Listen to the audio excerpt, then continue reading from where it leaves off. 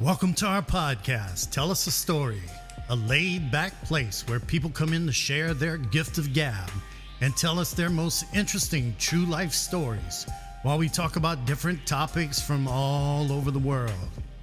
I'm Babu. I'm Frenchie.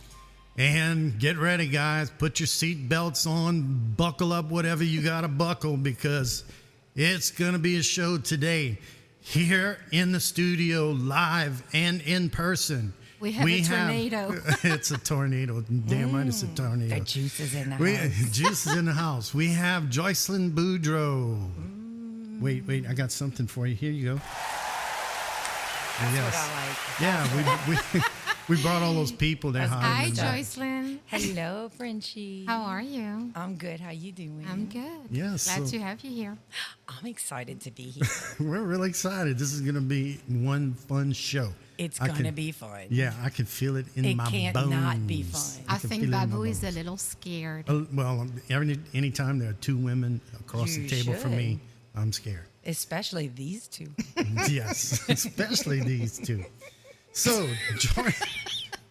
more to come. Fireworks. Why are you so red, Tom? It's my natural color. You sound flustered. I look good in red? Yeah. All right, here we go. Joycelyn is one of the most unique artists that we've ever met. I won't give away all the details. I'll leave that for her to tell you. However, she works with some very unique mediums that will certainly pique your interest. She's a badass bayou girl, artist that loves working with power tools. Badass. Yes, and creating all sorts of ways to market her original works of art. So, getting things started, you're a copper artist. Is that an accurate description, or what do you call yourself, and what do you do exactly? Explain it to everybody out there. I'm soaking in my intro. Pretty cool, huh? It was good, right? Yeah. Yeah, we've been working on that. Good. I like that. Thanks. I appreciate that. Yep. Okay, me. Let's talk about me. Let's talk about me. So I started my art career. Actually, I started my art career making hair bows and selling them at my granny's beauty shop. Ooh. Hair bows at a beauty shop. Yeah, I was like 8 years old, too. Look at Really? you. That young? Yeah. So you were actually doing this when you were just a little junior high? I came out of the womb making Selling art stuff. with a spray paint can in my hand and a torch in the other hand. I'm gonna burn this shit down. Hands to badass girl. Yeah. There was never a time in my life where I wasn't creating something. Mm-hmm. And I think growing up rural on a farm, it gave me access to a lot, like the metal grinder in my daddy's shop. And he'd be in the field, and then there'd be a piece of metal or a piece of wood, and then the grinder was right there. It was taller than me. So I'm guessing you weren't supposed to be playing with these things. Probably, yes. He still don't like me playing with his stuff. I go to the farm, and y'all, I don't know how he even knows. Sometimes I show up, I don't even tell him I'm coming into town, and he will come flying back to the barn. Instinct. And be like, and I'm like, what you doing back here? And I'm like, what do you care? And he's like, you had sticky fingers. Oh. I'm like, I don't. Half of it's my Sticky stuff. fingers. I went back there one time. You remember when I bought that big truckload of Pecky sinker cypress? Cypress. I went back there one time, and he's got somebody in there, and I'm like, what are you doing? He's like, I'm letting him see if there's any he wants. I'm like, that is not yours. Sticky fingers. Selling my stuff. Right. I fell into working with copper by accident. Mm-hmm. My former husband had moved out, and I needed a job. And at the time, I was living in Florida, a suburb right north of Orlando, and I had been teaching art in the kids' schools. I had been creating, like anything. Like I got like right now, Right now, I have a vintage bird cage with a shag rug my inside of God. it and a Barbie doll with a Santa head. And she's on a swing and she's naked, but she only has a Santa head on because she didn't have a head. And then I found, I don't know about that. then I found a Santa head that fit Barbie. And so Oh, my now God. Barbie's got a Santa head, and across from her is the Snoop on a stoop with a big doobie in his mouth. I may actually dream and of a that. bird. Yeah, I just ordered some new furniture for them, and so it's just everything, right? Like my life is just what is that, and what color could it be, and where's something else. So anyway, so I had been making. At the time, I think what I was doing the most of was I was painting really elaborate dye painted designs on jeans, and I'm talking about like tattoos. Like I did one pair, and it was a dragon that went all the way up a leg, and it would twisted around the leg with the tail. I was selling those. I don't know if I could even say where I was selling them, but I was selling them to people who had cash. And On the side of the road. no, strippers. Oh, Yeah. that's They always fancy. have cash and they like unique things.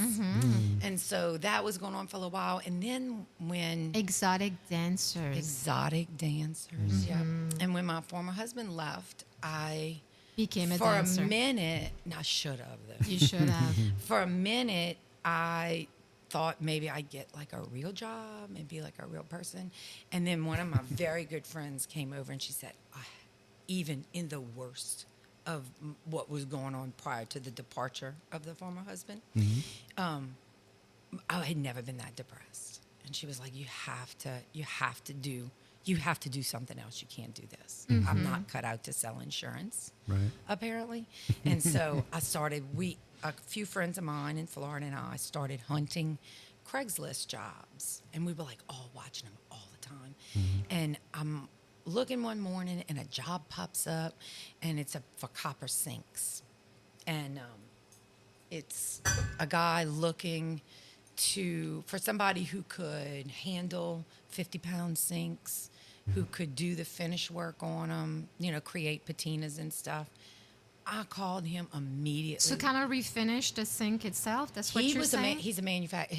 His name is Dino Raquel, Okay. and he owns Raquel Sinks, and he Okay. makes the finest copper sinks in the world. Oh, okay. He has last I talked to him, he had 13 patents. Excuse me. I'm gonna try to drink some water and Yeah. not clank down my enormous That's okay. water container. But anyway, This is in real time. so Yeah. he It's has real these time. elaborate form apron sinks Oh, and my God. pedestal sinks, and he does copper hoods, and he does copper. I want you to write that name down. I'm Oh totally. yeah, and he's yeah. wonderful. He was a wonderful mentor to me during that time of my life, and so immediately called and I said, I have my portfolio ready. I can come. You're pretty close to me. I can be down there in an hour. And so I went and I met with him, and we just immediately hit it off. And I think I might be the only person he interviewed for the job. For which I said, of course I know about copper. I know everything about copper. I've been working on copper for years. Never touched copper before. Stopped on the way home, bought some scrap copper, hit the internet, started learning about patinas, figuring out what to do and how to do it, and ended up doing extremely well with Raquel Sinks. That is amazing. Yeah, it was an amazing, amazing group of people, amazing place to work, really nurtured me creatively and encouraged me creatively. And I ended up coming up with a lot. I would come up with a design. He was just doing patinas across at sinks. He was just making them. How do I want to say this the right way? I can make copper look like you see when you see an Architectural Digest magazine. As opposed to if you have a copper sink built and it's just you wait for it to turn on its own. I get you. You I can go in. force the colors to come I out. force colors to come out. Ah, Yes, nice. and so I am a patineur. Ah. The That's fancy So Yeah. do you use any? What do you use? to do that? Acids. Okay, I was gonna Use ask about acids that. and fire, torch, So it's pretty heat. dangerous.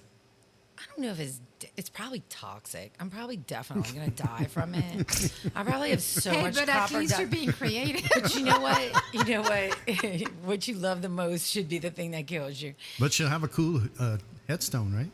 All copper. Oh, right. I have. Wow. I do a lot of sanding.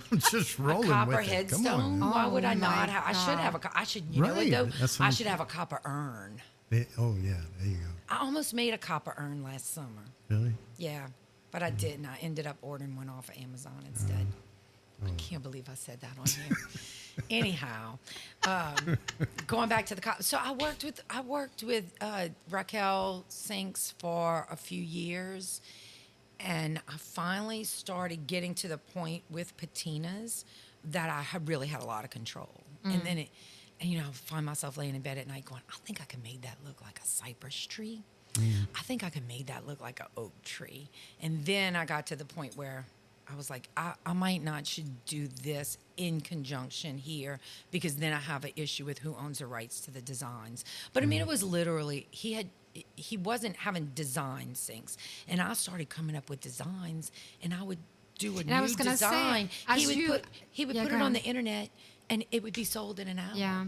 So, and I was gonna say, as you learn about the techniques, that's how you started to kind of Oh, yeah. think about all kinds of things. But you know, I'm very much like that though. Show me how something works, and I'm going to show you what it could do that you didn't know it could do.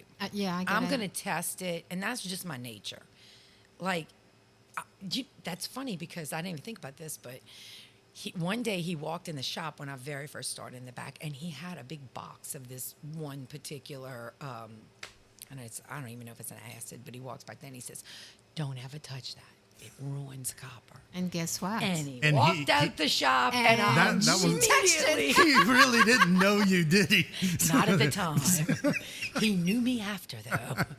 But I mean, that's just, I can't not. Like, I think I'm getting better about it as I get older.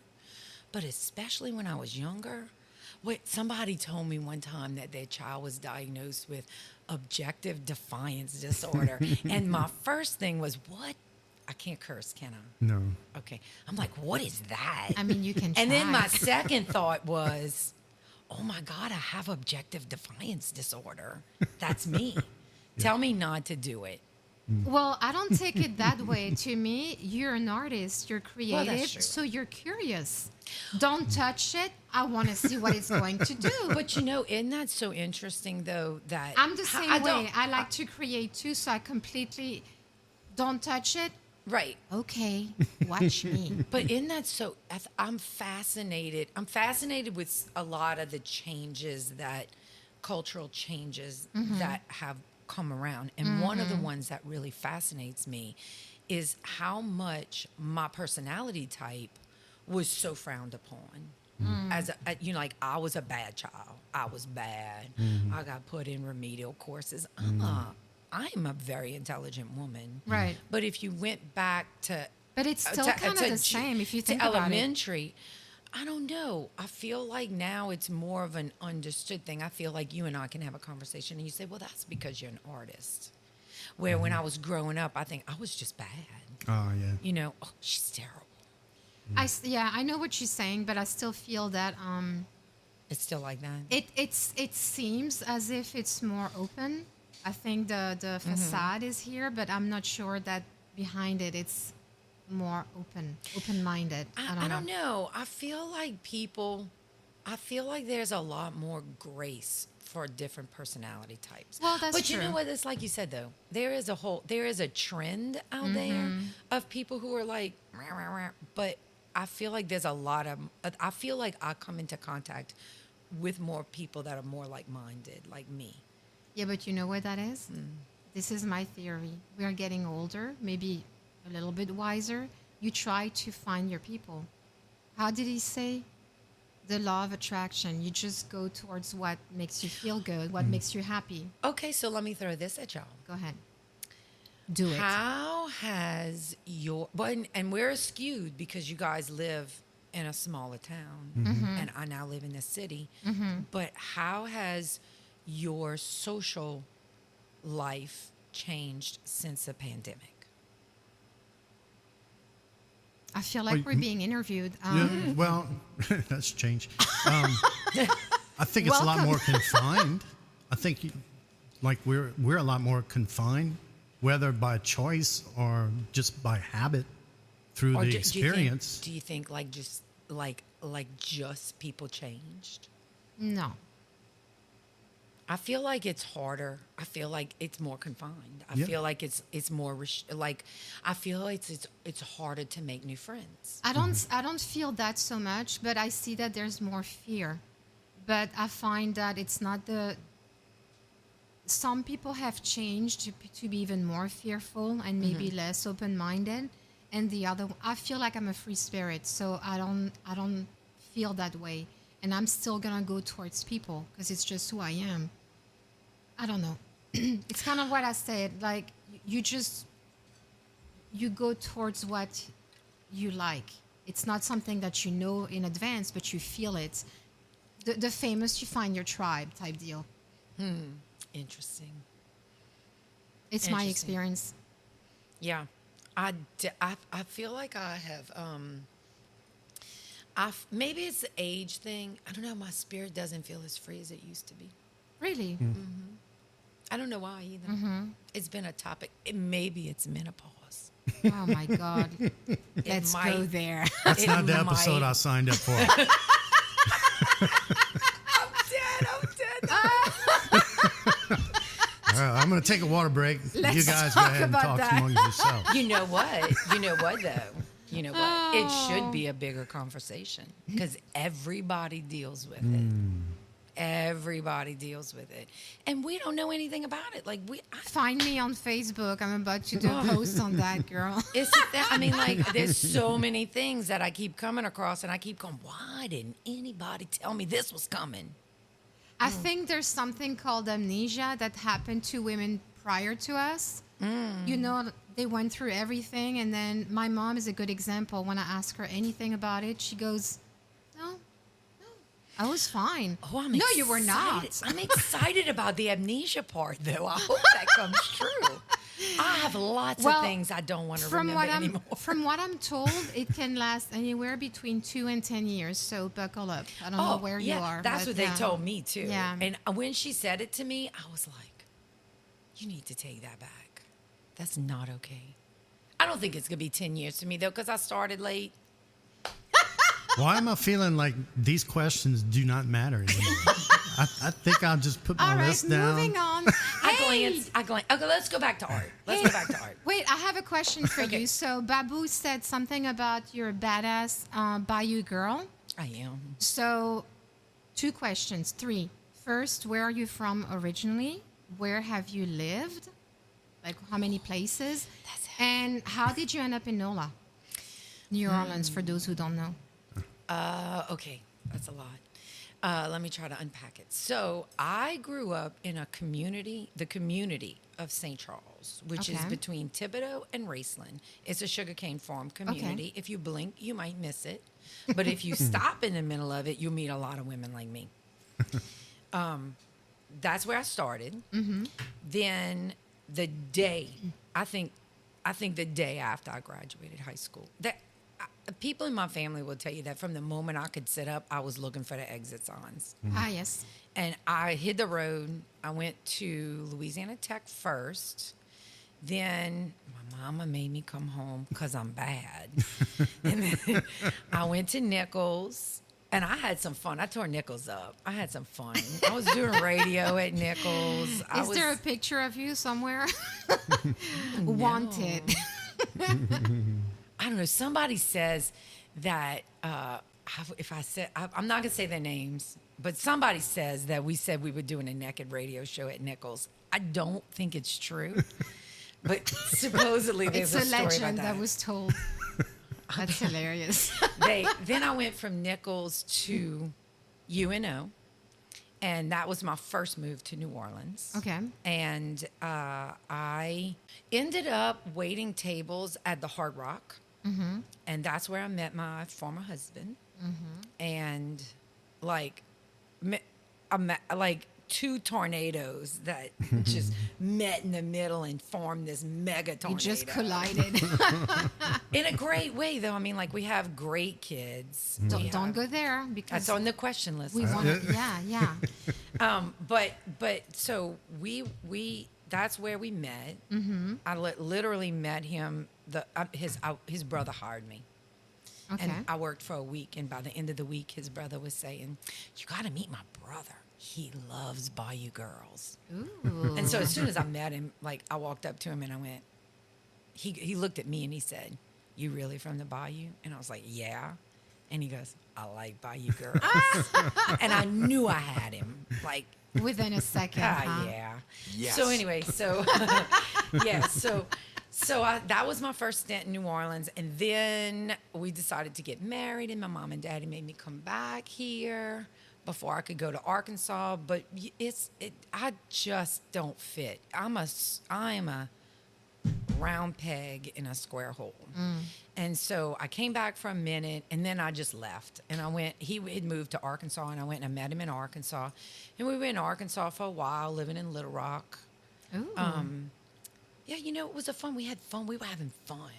We had a house on Cantrell Road, and we had, like, everybody we would meet, like, throughout a whole week. We would be like, we'll have a party on Friday night. We had a big front You're porch. invited. And it was like we had a few friends, and our friends would ask the people they would meet during the week. And we were having, like, these big wild parties every Friday night on the porch and in the backyard and in the house. And I mean, we had fun. We were having great, great fun. Mm-hmm. And then he got relocated to Orlando, and I had just gotten pregnant I was pregnant when he got relocated. And then I had my first baby, and when she was 3 weeks old, as soon as she was born, I came back to my mom and dad's here in Thibodeau. That's when they were living by Nichols. And then I stayed here for 3 weeks because he was traveling. He traveled all the time. Okay. And so after 3 weeks, I went and met him with my newborn baby in Orlando. Okay. And we lived there for 13 years until, the nuclear bomb went off. And I came back home, and I stayed for a little while, but my children really struggled, like really struggled. And they had never lived in the country.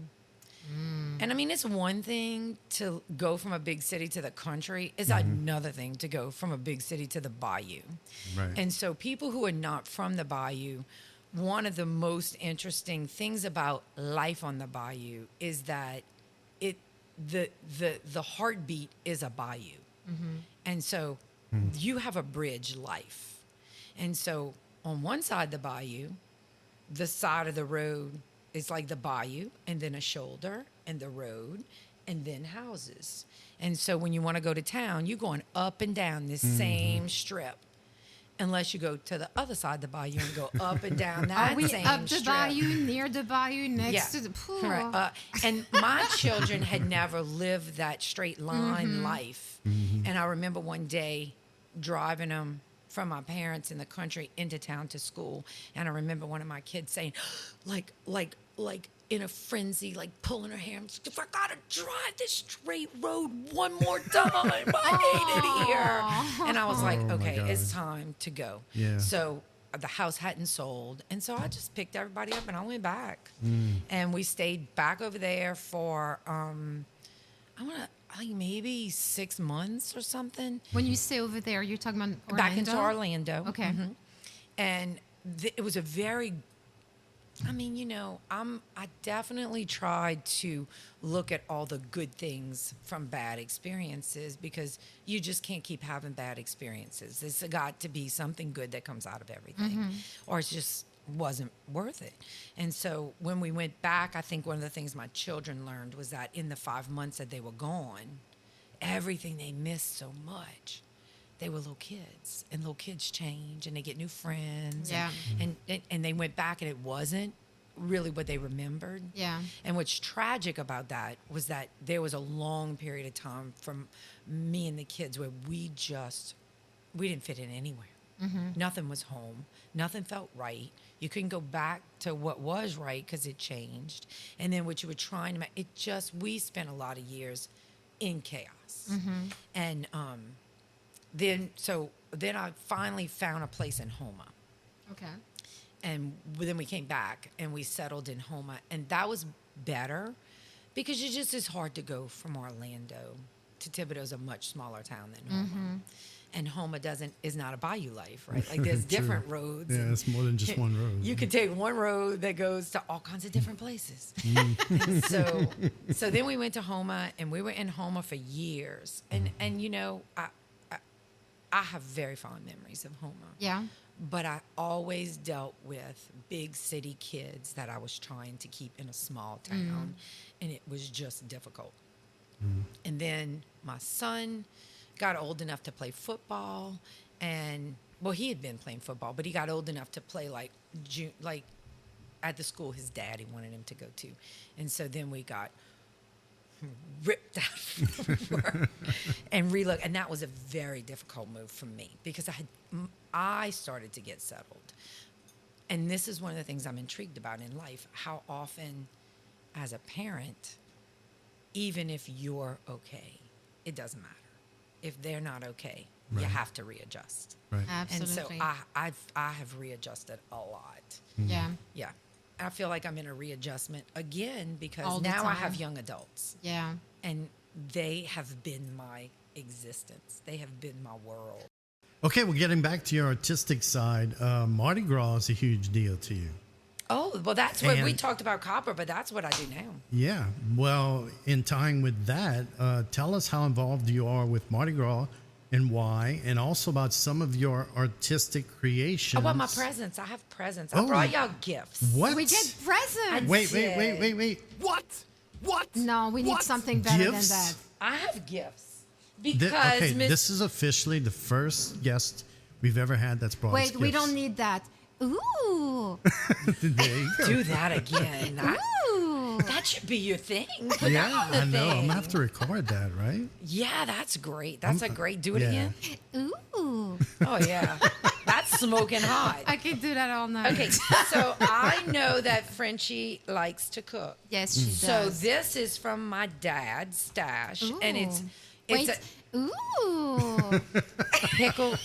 pickled merleton. Pickled Ooh. This Merleton. is very Cajun. I cannot wait to We taste use that. it As it for, slides I across the table. You can't edit that out. You should have that. Should be a sound you have. I as know. A I'm gonna have slide. to, you're giving me all kind of great ideas. This is a podcast to remember. Thank you so much. I can't wait to try We use it on stews and gumbos and what's the Spanish term for people who are going to listen that don't know what merleton is? What's the What would Spanish? be the equivalent? I don't close? even know what it is in It's French. my daddy always It's calls like- it a vegetable pear, Yeah, it's like a vegetable pear. which is doesn't That's explain anything. exactly what I've it- seen no, it. that's exactly what it is. I've seen it before, but I wouldn't know what it is. There's I've never- there's a Spanish term for it, a Spanish word for it, and it's probably the real word for it, and it starts with a C, and I can't think of what Wait, it give is. me my phone. I'm about to check while we're online. Well, We are Googling live. okay, so let's go Mardi Gras. This episode presented by Google. GTS. So Mardi Gras. So copper work is difficult. Copper work is probably toxic. There's What a great way to there's- present it. there's been times This where is I've smart just marketing now. No one else is going to want to do it. man, I see some really nice copper stuff out there these days too. I really do. I see stuff and I go, man, I wish I would have thought of that. But anyway, so I found Chayote. chayote. That's Chayote. It. That's it. So to the Spanish community, chayote. To the Cajuns, that's a merleton. Oh, oui. Mirliton. So let's see. So I was doing. Let's talk art. Art was. Toxic art. Wait, I'm trying to keep myself. Focus is not my best strong suit. I think you're doing great. Okay, so Mardi Gras really kind of bring. Okay, so two things about Mardi Gras. First of all, I love Mardi Gras. I love Mardi Gras. I've been riding for so many years. I don't know, 25 4 years or something, right? Like I used to ride with my cousins in Thibodeau. We had a float. It used to stay in the barn behind my grandmother's house, and we would get together for the weeks leading up to Mardi Gras and redecorate it every year. And then I went to Homa and I rode with the crew of Hyacinthians in Homa, which is a phenomenal women's club, the first women's club in Homa. I rode with them for years. Then I moved to New Orleans and I lived a life of death for like 2 years with nobody to ride with. And then I started riding with Nick's before that blew up. And then when Nick's blew up was the beginning of the pandemic, and I had an opportunity to start riding with the crew of Tux, and I may die before I leave Tux. I absolutely love the crew. I love And the Tux owner. is based out of where? New Orleans. New Orleans. Crew of Tux. They're the ones that do the plungers. Ironically, potty jokes, which is not my thing. So like the first 2 years I was in it, I was like, I don't know, this is not my home. I'm not loving this. I don't even like potty jokes. And then I got to know the owner. His name is Lloyd. And I literally just cannot rave enough about. I'm completely enamored. And that just really made me feel like perfectly at home with the crew. And now I love it. That being said, so there's that Mardi Gras. Other people take vacations. They go to spas. They get their nails done. I don't do any of that. I do Mardi Gras. All my money goes to Mardi Gras. I spent many years where there was very little funds to go around. And I would recycle beads. Right. And I mean, I found a way to make Mardi Gras happen, because one day a year, I throw money away, literally off the side of a float. I also strongly believe that it is one of the greatest traditions on earth. Like, I mean, who has it, right? It is. It's just fun. And in the grand scheme of things, so few people make it happen. It seems like a lot of people, but it's really a small number in the grand scheme of things. How many people? And I feel like I am one of the keepers of a very great tradition, because without us idiots who are willing to go, Right. you know, spend all of our money on this, there is no show to be had. Yeah. Yeah. And so it is a year long, like that is my social life. My Mardi Gras float friends, those are my friends all year long. That's your family. That's my yes. And so I really I think people think I have a big social life, but I really do not. I really don't. I really do Mardi Gras stuff. Yeah. Okay, so that's the core of the Mardi Gras situation. That leans into art. I don't love the business of art. I don't think any artist truly does. It's tough, right? It's such a It's grind. it's always a fight. It's always a flipping fight. It's always a fight. I'm always fighting something. Why can't it just be? I guess every job, I tell myself that every job has got stuff you don't like about it. But the business of selling art is so agree. Stick the knife in my back and twist it and turn it. It takes and then away from the creativity and just the process itself. And then I'm gonna say something that's gonna get you really want some attention on your podcast, because I'm about to blow people up. Do it.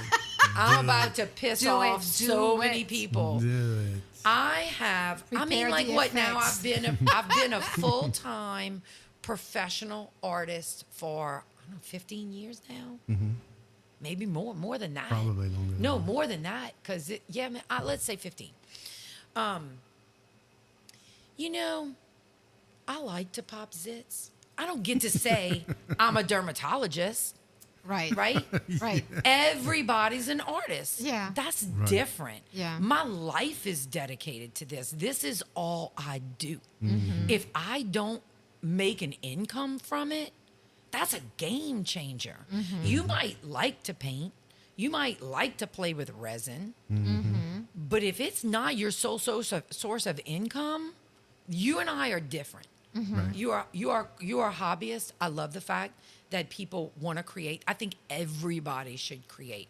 I think it's a very mentally healthy thing to do. I think it's necessary.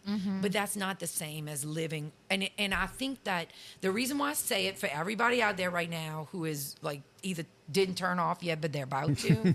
The reason why I say that is because there is, I believe that it takes away from the profession when everybody's an artist. Oh, I see what you're saying. I believe that there is a difference between the dues I've paid to get to where I am and the agony of if I don't eat. Right? Like I remember one time sitting in my truck in front of the studio in Homa, and y'all had like $27 and bills were due, and I was sitting there, and I was literally sitting in my truck trying not to hyperventilate, and I had somebody come into the studio to look around, and I did not anticipate this to be a big buyer. And so my brain is racing. The hamster on the wheel just hit the crack pipe, and he's speeding around, and he's like, you know, what can I do? What can I sell? What can I do? I got to get myself out of this pinch. Yeah. And gathered my senses, walked in, did a great job hosting him around the studio, and then he spent a bunch of money. Right. And that moment sticks out that night sticks out in my head so much, because I think that it's such a roller coaster, and to do it and to be able to try to balance the stress of finding the sales and finding how to sell it and the avenue to sell it and all this other stuff with the creativity. Like, how do you continue to create? How do you continue to imagine? This is the free spirit. You talked about being a free spirit earlier. I can tell you that the business of art, I can mark times over the last 15 years where I keep feeling the business of art putting a straitjacket on me. And it's so ironic, too, because you take this group of people who are rebellious by nature and go against the grain by nature. And then you make me go into a juried competition where I can only submit 5 pieces. One of them has to be a booth shot.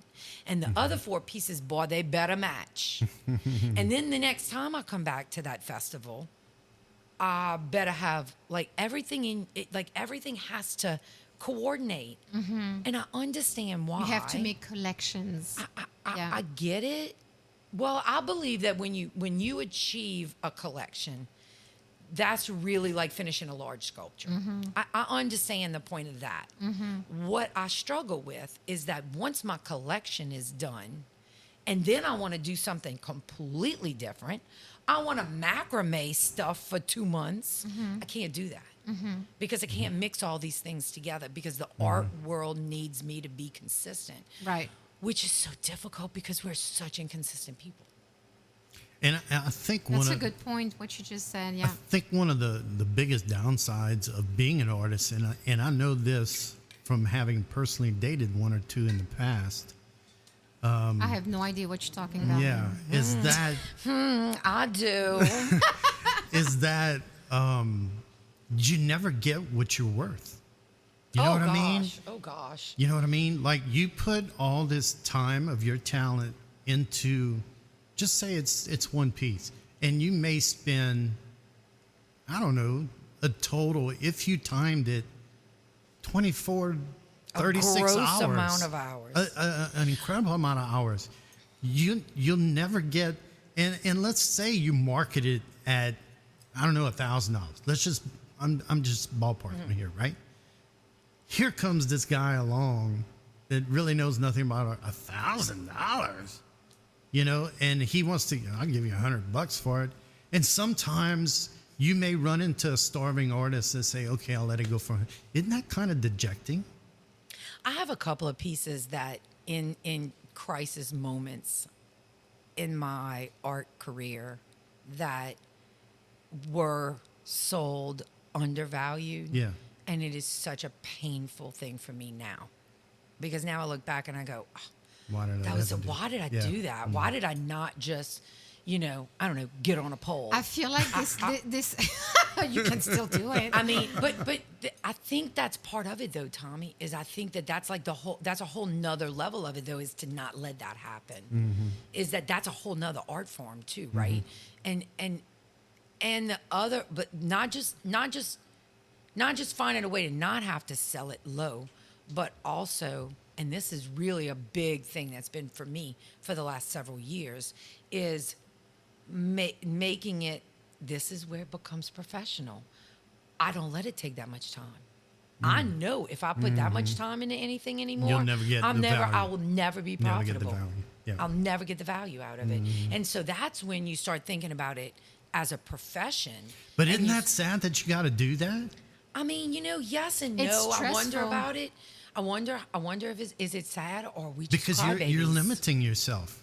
But at the same You're not really doing what you would do if you didn't have to worry about that. here's where it becomes professionally. I have to, when it's your full-time gig, you have to combine those.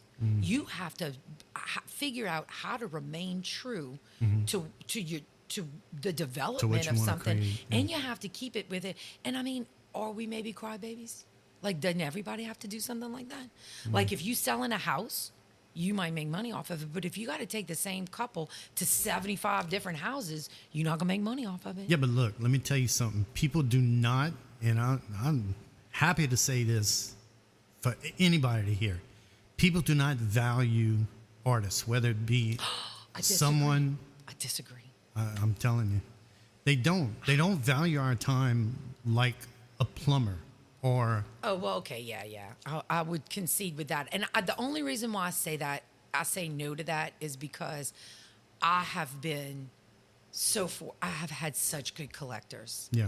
I have had such great customers Well, who you're very really fortunate. valued. Yeah, It's you are very true, I am. fortunate. I went and did 2 copper hoods for a guy. Yeah. I went and refinished 2 copper hoods for a man, and an extravagantly gorgeous outdoor kitchen. It was very cool. I wore my full length fur while I did it. But like it went, I gave him a price, and he overpaid me. He wow. paid me double what I was going to charge him, and he Yeah. said, "Nobody else can do this. Right. Nobody else could do it." And I that's understand been, what you're I saying, do and I understand what believe- you say. Yeah. Like you said, Yeah. you were fortunate. That person really saw that you have a gift, and you did amazing, and wanted to show you that.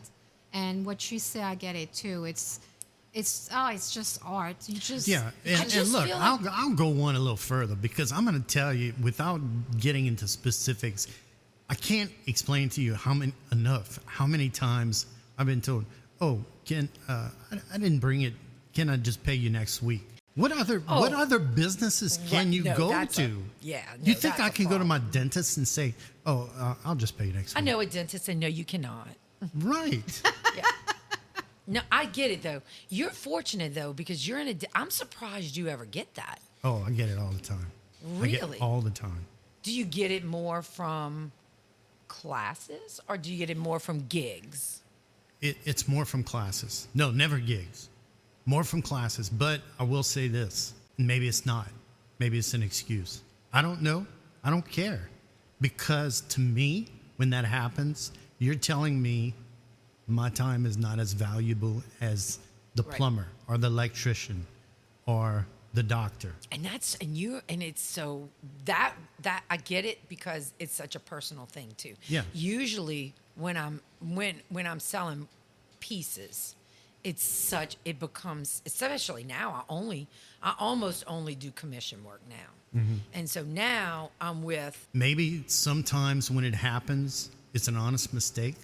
people that I know, and I have, like, you talk to them over the course of a commission. And so it's really, but you even worse because that's a one-on-one, that's a weekly relationship Yeah. you develop Right. with somebody, and Right. then they turn around and tell. Right. It's an issue. I'm not going to say it's not an issue. Every time it comes up in conversation, I can't help but think about all the people that were so good to me over like while it was building. Yeah, that's great. That was wait. So this goes back to the Mardi Gras thing.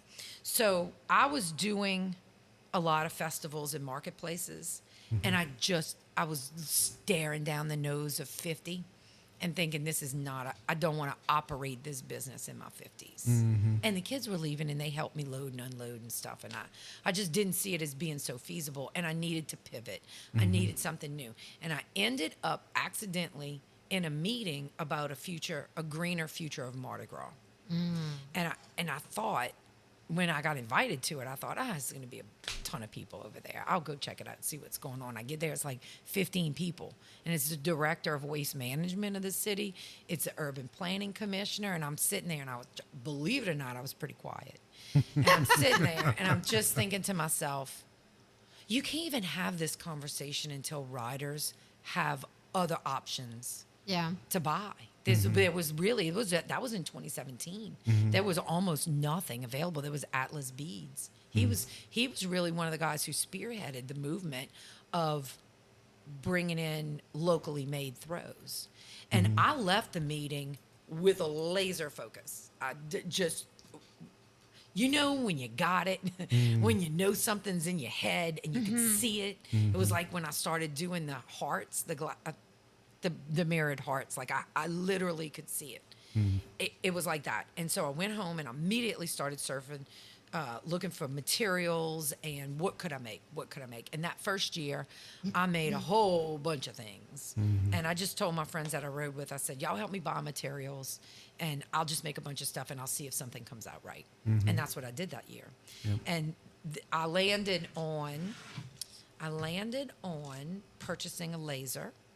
Teaching myself graphic design because I'd never So you're working with a laser. A laser because I'm a Trekkie. This is cool. Isn't it cool? Yeah. It really is. I taught myself graphic design basics and I got started and I have goodies for y'all. Oh. So these are two. This comes to the prize portion of the show. These are two of my favorites. These are from I ride on the voodoo float. I love voodoo dolls. And so, you're gonna love this one. Thank you. guys. And wait, I gotta tell you. Yeah, go ahead. This is a little extra one for you, and he's the only one I made like this.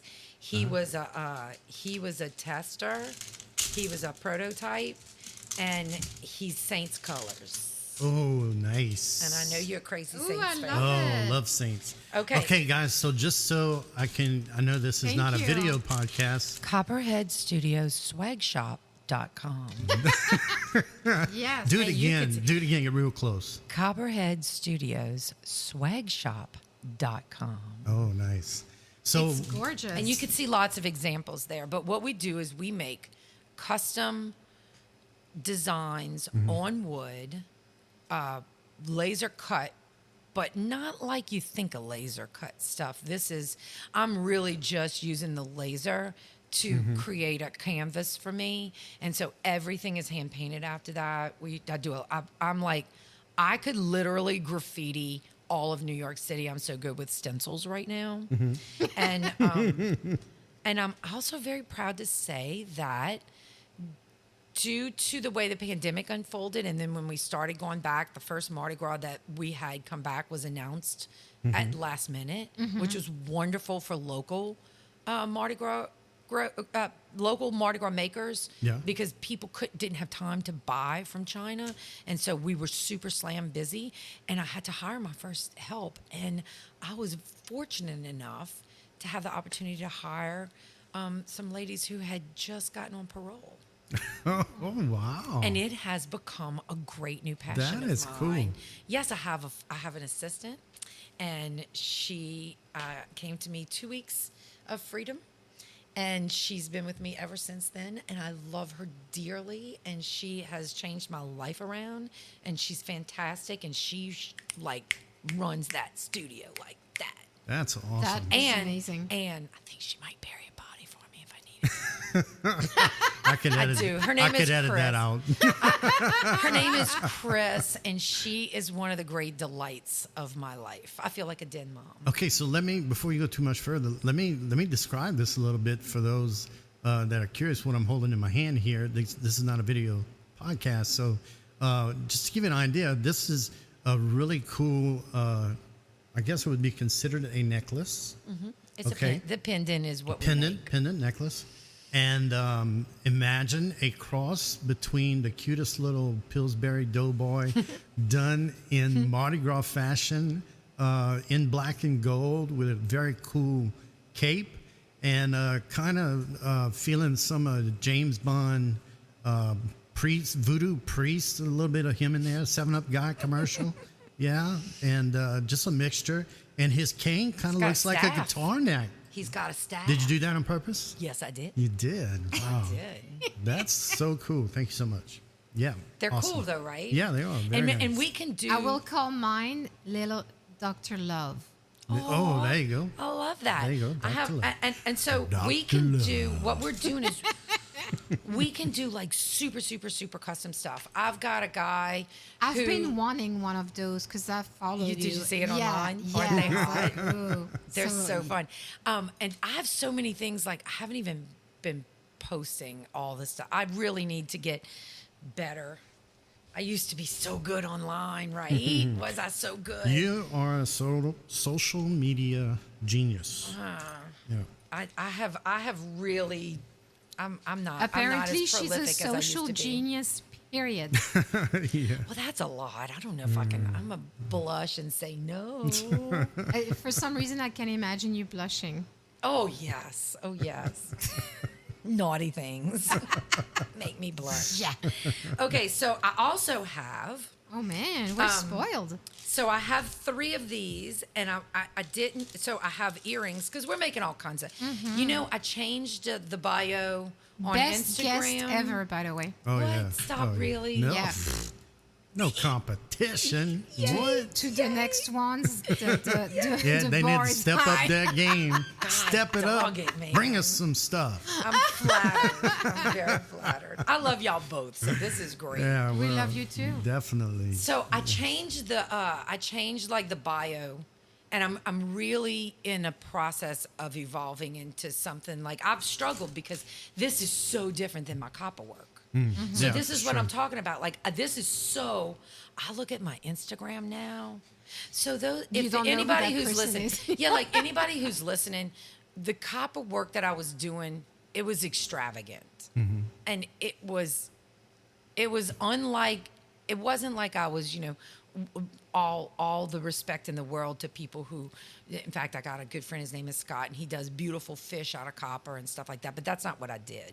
I did some fine art stuff with copper, and I felt like they were like disco balls, like you couldn't look away. And I was doing big stuff. I got pieces that are 6 feet wide, That to me was Damn. like, yeah, I was like walking around like, I felt I got a charge from it. So little bitty things don't really give me a charge. What I get is when we make 3,000 of them. But then I'm the only one who sees all 3,000 in the boxes. So I don't get that like, look what I made. Right. Yeah, I made that. It just doesn't give me the same kind of thing. Yeah. And so, but I do love fun stuff too. The copper's serious work. It's metal and heat and acid and it's great and I love it, but it's badass. yeah, but it's different. And then I go somewhere and I see like the little goofy signs for sale in a shop and stuff, and I'm like, I want to do that. So like this is the new bio is fine art and fun art. And this I is like the fun it. stuff. And so I have 3 sets of earrings for you. Oh man. And two are not for you. Okay. 2 are for the 2 badass daughters that yes. Babo has. So these are Alyssa and Lainey. Wow. And so 2 match and 2 don't match, but you could pick which one you want, and then you could give the other ones. we can there edit you go. that part. There's 2 bats, and there's a set of pumpkin earrings. And you got to make sure you look at the card because the card is really cool too. I will. It's- If I make noise one more time, I think I'm gonna get hit or something. So I will. You got to edit that out. I will open afterwards. So This is going to be the Bing. longest editing job I've ever done. That's okay. you're gonna enjoy it though. Yes, you will Oh, laugh. yeah. I'll laugh while I'm editing. Thank you so much, by You're the way. welcome. So this is like a great marrying of the art passion and the Mardi Gras passion. Yeah. And it's and they're not great to throw from the top of a float. They're very lightweight. And the pivot that I'm considering right now is that I may be the person who specializes in handoffs. If I worked with every women's dance crew in New Orleans, I would be happy as a lark. My favorite parades right now are the parades that walk through the quarter.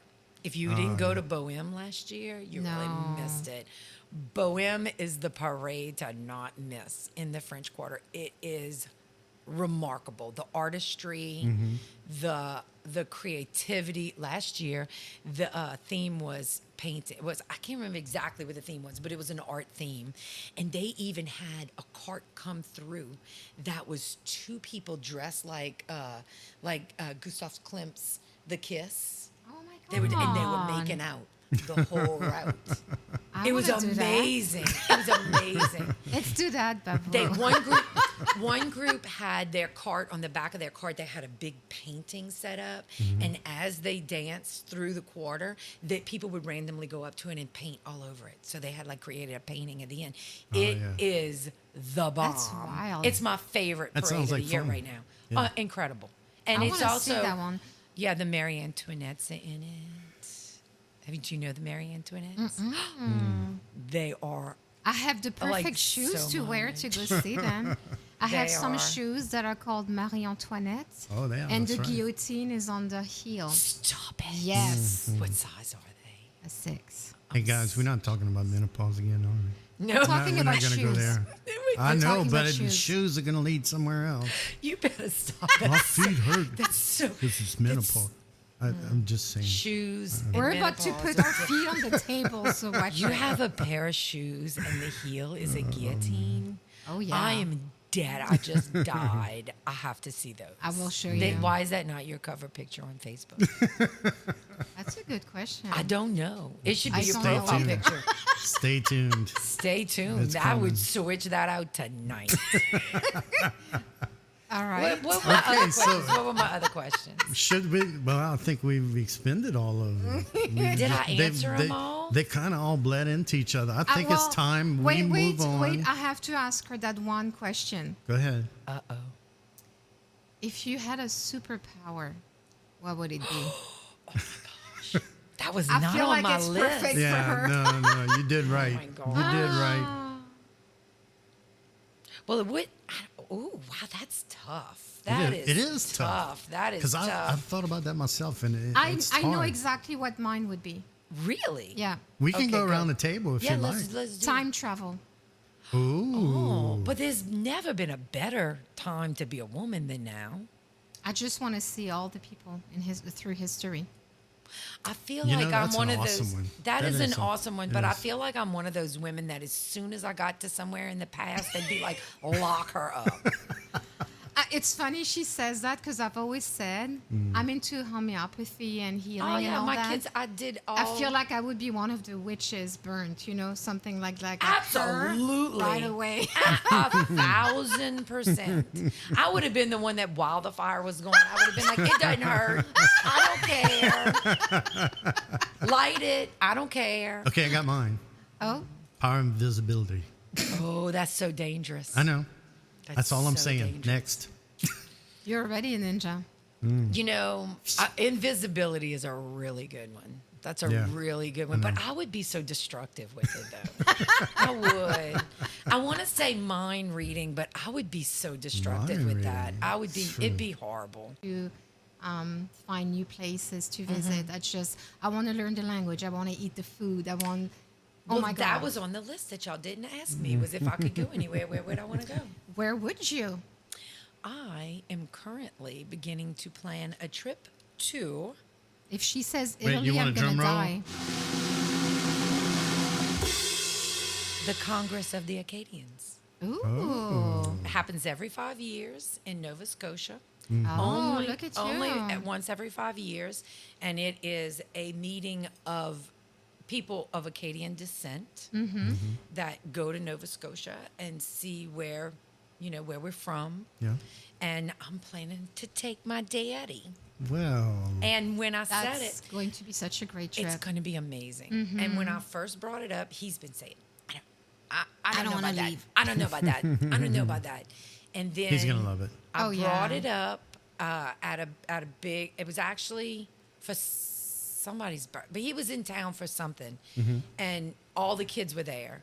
And I brought it up, and it was so funny because one by one they came into the kitchen and they were like, "What are y'all talking about?" And I said, "I'm talking about taking Grandpa to Nova Scotia for the Congress," and I want to go. I want to go. And then Sonny's girlfriend, Simone, comes in and she's like, I want to go too. And I said, well, then we're going. And so right now, there's Cece, Joey, Simone, my dad, myself. I think Izzy might have said she wanted to go. And with Sonny, it'd be August of next year. Oh yeah. But that's the first, That's my going to be big such one. a wonderful trip. You know what's interesting? You know what I'm funky about, like weird about? So I'll renovate vintage campers. Oh my God. Yeah, I'm on like my second one. I don't know where I would go with it. I have no plan. I got my passport. I have a friend who travels a lot. She's a single. She does a lot of. She's on TikTok as Eat, Play, Roam, and she does a lot of. She travels alone a lot, and she's always like, "Let's go. I'm going to Greece," and I'm like, "I don't want to." Well, if you had a passport, you could come. And so I just went and got my Greece passport. is one of my favorite countries Yeah, she's that I've been there. ever visited. I just want to go see the water. Oh, there are lots of places Go. for that. We've been talking about that recently. Are you gonna go? Beautiful. Are you going to Europe? I've been to Europe. We went 31 days. It was a trip of a lifetime. What? Yep. When did this happen? This was Last summer. Couple of years. Last summer. Just last year. 2022. This was not posted. No. That's right. That's so exciting. Yeah, it was It was awesome. very You went for exciting. 31 days? 31 days. Did you love it? It was amazing. Best trip ever. Week in Paris. Went to Germany. Walked across the Germany border off of a U-boat. No way. Way. Went. Who are you? I know. Who are you? know. That is so Look, exciting. look, let me tell you You know something. what? Isn't it wonderful when you meet somebody who makes you want to explore? Well, I kind of always wanted to. It just. You it just didn't wanted to go happen. to space. Well, I still want to go to space. but look, see, you made me lose my train of thought. That never happens. Ball. Ball. I'm a little tied up right now. You went across the bridge. You in went to Germany. Europe. we went to. Oh, this is what I was going to say. This is not the first time I've had a passport because to make this. No. Are you hear about me to out. say that? Hear me out. Okay, Hear me I'm out. sorry. Don't I'm sorry. interrupt. Yes, Babu. Just hear me out. This is the second time I've had a passport. I had to get this passport for this trip that we took, which was amazing. But the passport I had before that, a passport is good for 10 years, I think, right? Yes. I had this passport for 10 years and I never used it. And I said, if I get another passport, I will never make that same mistake again. Right? So, One trip with my old passport. Yeah. One trip. That was it. and I was supposed to take one. It never happened. And no other trip ever happened with that passport. It expired and I'm like sad for the passport I know. right now. I needed know. to have this. I needed to hear this. I needed to hear that. I needed to no, hear that. I'm serious about Because that. I need to go home and just book Traveling something and is go. the best money you'll ever spend. Yeah. You that's know, true. here's the crazy thing. When I first met my kid's father, I said to him, I never want to have children. I have no interest in being a mom. I think maybe it's not the best idea for me, but I want to see the world. And the great irony of it is that I have 4 amazing children, and a couple of them have seen a whole lot of the world, and I ain't going anywhere. Yet. I'm gonna. You'll get I got the there. You will. passport. Yeah, now you you get have there. to. I got the passport. Especially after that story I just told you. It was so motivating. You're so right. That's exactly how I feel about it. And I've been having the passport now for like 2-3 whole months. So Yeah. I brought him east, west, Paris, Germany, and then back here. Yeah, we went to quite a How few did places. you love France? France was awesome. Which was your favorite? I'm gonna tell you this. This has turned into our Europe trip show, but one thing I learned, and there's quite a bit now I understand. I can understand with the language, but I'm still just in baby steps in speaking the language. So it was a little challenging. Of course, I had my translator with me. She helped me understand so much. But you're still kind of on your own when you go, and it was mesmerizing. If you're an American going to Europe for the first time, you feel like a rock star. Really? Really. Thank you for saying that, because we get such a bad No. rap. That's what I was No, thinking. I'm serious. Everything I hear He's seems like right, serious. though. I'm serious when I say, and she could back me up. It's true. Here's a quick example. So we're at a restaurant on the trip. Her parents are with us. I'm the only one at the table that's American. There was how many of us? 6, 5, 6 of us. And the waiter that waited on us was very frumpy, very Bad night. just you could tell he didn't want to be there. Uh-huh. And he waited on us the entire time. And it wasn't until we got around dessert that he heard me open my mouth. And somebody, I think, told him, "Oh, he's American." "Oh, you American?" And No. He went, "You from the States?" "Oh, you from the States?" "Oh, yeah, I'm American." And then all of a sudden, I was like Elvis Presley, right? Yeah. You needed Yeah. that moment because you are Oh, yeah. Elvis Presley. I agree. Yeah. So, I'm like right now. I'm hearing what's the song? Oh, I can't think of it right now. Je vois la vie en rose. No, not that. No, it's a song, Tommy. It's a song. It's a song this guy I know sings, and he sang it so well. And every time I hear it, I think of it Midnight King. well, if you think of it, let us know. You can sing it Edit too. that out. Isn't it? Aren't you? As we get older, are you just amazed when you look around at how much people grow Yes. and how Oh, much people change? Yes. Definitely. Do you like yourself better at this age? Yes. Much. Yes. I say all the time. Even physically. And I Really? think about myself as a younger woman and how, without the wrinkles, perfect body, how I was so hard on myself. Right. Now I appreciate myself more than I back have not then. achieved that. I have not. I tell my daughters all the time, learn to love yourself. Learn to love your body now because it only gets harder to do. But I love myself more. But boy, I miss my 23-year-old butt. It was Zumba, great. girl. Just do Zumba. Girl, I work out all the time. It's just I only the physical part of growing old is the only thing I don't like about it. The wrinkles. Ah, yes. Okay. I look in the mirror and I go, "Who is this?" And then I look at my friends and I think they look absolutely beautiful. So I tell myself that You are beautiful. they don't see mine either. It's that 10 times magnifying lens. Gotta get rid of it. So was it good? Was it good? Are you happy? Was it a good podcast? Oh, we're not done yet. Oh. We're just getting to the pinnacle of it.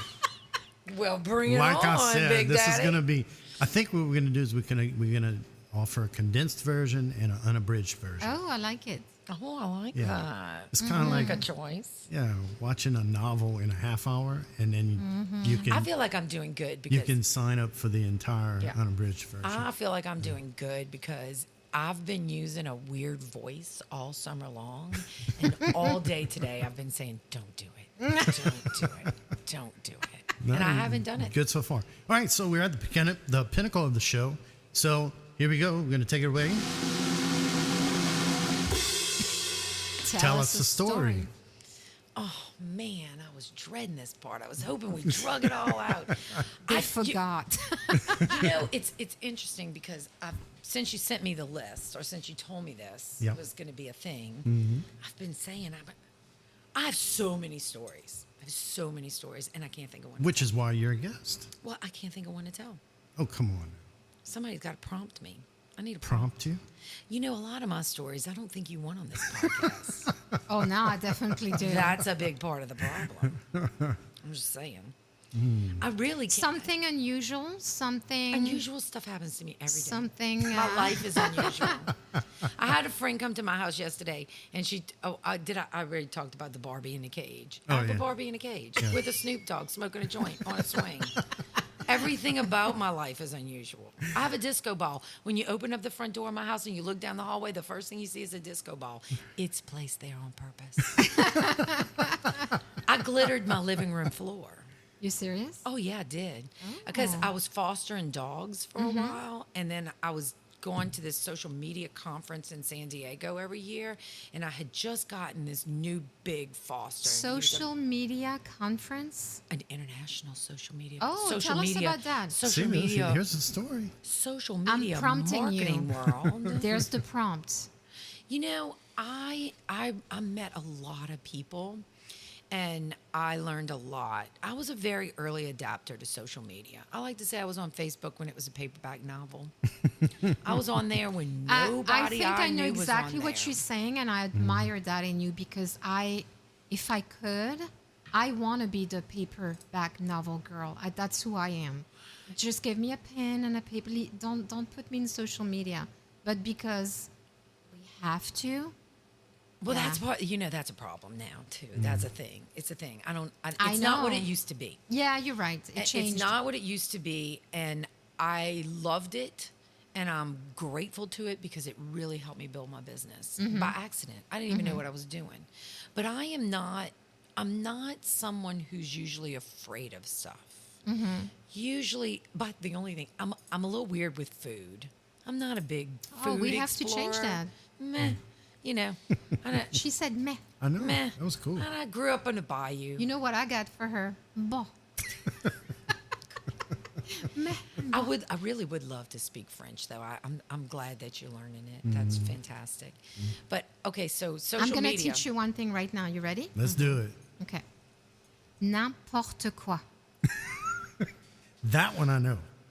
Do it again. N'importe quoi. N'importe quoi. N'importe quoi. N'importe quoi.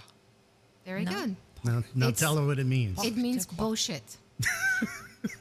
That should be my favorite word. I know. You see? Nah. But wait, do N'importe you quoi. struggle with the ebonics of French down here on the bayou? Like we have such a different French than It depends France. because there's so many different Dialects. There are some that his mom, I find, speaks very closely to my French. Yeah, with I would differences. believe that. Yeah. I've known people in La Place and Gramercy, same thing. And then you have like Bayou Buff and whatnot, and there's mixture of, there's some Spanish words, old French, like old 17th century, Really? even prior to that, some native. So it's such a mixture, but it really depends. I find the older, the Frencher, if I can say that. Really? You know, my grandmother had a party line the whole time I was growing up. Did yours? A party line? On the phone. She had a phone that had like, I don't know, 20 families or something on it. Oh. And she would be on the party line with all her friends speaking in French. Oh, wow. It was amazing. I wish I would have learned it. I learned like, you know, It's never too late. I know some little things here and there. Shaws. Shows. That's funny. Shaws, you know, when you can't think of something, shaws. No, My friend- shows actually means a thing. Okay, well, that works too. That works in the way in which we use it, but we just use it. So we use it like, you know, Here's- shaws. Yeah. You know? Here's my favorite French word ever. Drigai. N'importe quoi. Drigai. Yeah. That is definitely not What's French. drigai? But Oh, yeah. That's I made it Cajun, though. French. Yeah, I I like made it. it French. I do 'cause like I'm it. Cajun. You could do I that. like drigai. Yeah, drigai. Yeah. Drigai. You know what it is? I haven't heard that in a long time. Stuff. Stuff. Drigai. You know, Stuff. drigai. Stuff. Yeah. I used to tell my kids all the time, manger. Allons, manger. That's the essential. I can remember my Aunt B, who lived down the bayou, and she'd be out. She'd come to the front porch and she'd have her apron on and her bonnet on, and she'd yell at the little boy down the road and she'd say, "Tes garçons, the cookies are ready." Well, ladies and gentlemen, On that depressing Yeah. note, this has been the Joycelyn Boudreaux experience. It was fantastic.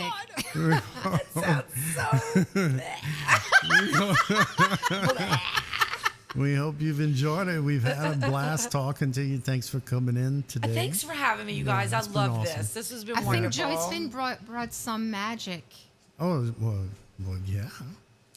That's what she all I does. do is make magic. She brought baby. magic and gifts. What? for future guests. I cannot wait. Yes. Don't show up over here. Don't show up empty-handed. I know. empty-handed. She just screwed Exactly. it up for everybody else, but we're loving it. And speaking of magic, Yes, do it. those who don't believe in magic will never find it. We all have stories to tell. What's yours? Bye now. Give me a little French, Au revoir. Spanish, Hasta luego. German. Auf Wiedersehen. Give me some Italian. 23andMe says you got a little piece in you. That's right. Ciao. That Take was care. so cool. Take care, guys. Bye.